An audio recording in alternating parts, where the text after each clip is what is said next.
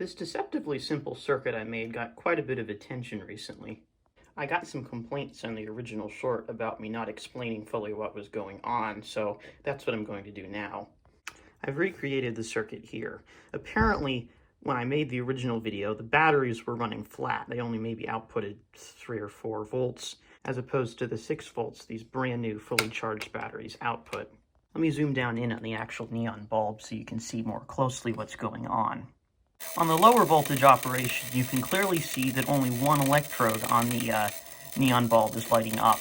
The reason why it does that is because current is either slowly building up and then rapidly dropping off in the transformer, or rapidly building up and then slowly dropping off.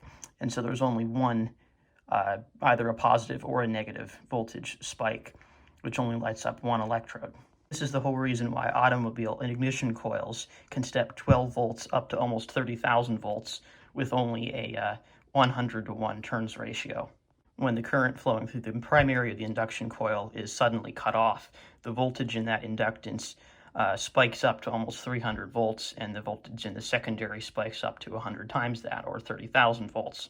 Now here, this is an audio matching transformer. I'm not sure of the turns ratio, but around on the internet I've heard somewhere around 15-to-1, with this side being the 1 side and this side being the 15 side, obviously. So for the voltage to spike high enough to actually light this neon bulb, it would have to be going up to 80 volts. Divide that by 15, and the voltage in this primary would have to be only about 6 volts, which isn't that much off of a 3-volt supply.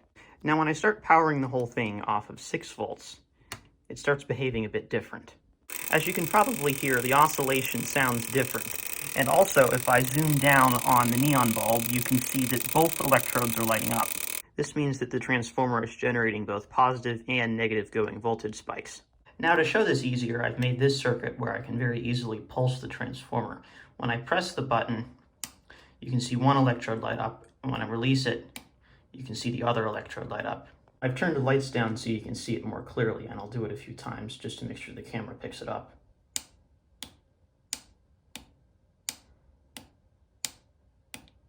The first time, where it was only producing spikes of one polarity, I doubt would be very useful, because you can't hook that up to a diode voltage doubler if you need actually need higher voltage, because you need both positive and negative going spikes for that. J. Grimsley 2000 posted a comment saying this is a lot like a relay vibrator used to produce the high voltage for old tube radios in cars, but I'm not really sure whether it is. And then again, I'm not really exactly sure what the circuit inside a vibrator is like, but it probably uses a relay of some sort. So I guess you're partly right there, but the fact that it's also only producing positive going spikes or negative going spikes and not both probably means that an actual vibrator is wired slightly differently. I think that's all I can say for this explanation. Leave a like if you found this explanation useful, and be sure to subscribe to my channel if you want to learn more about these kinds of things. Thank you for watching.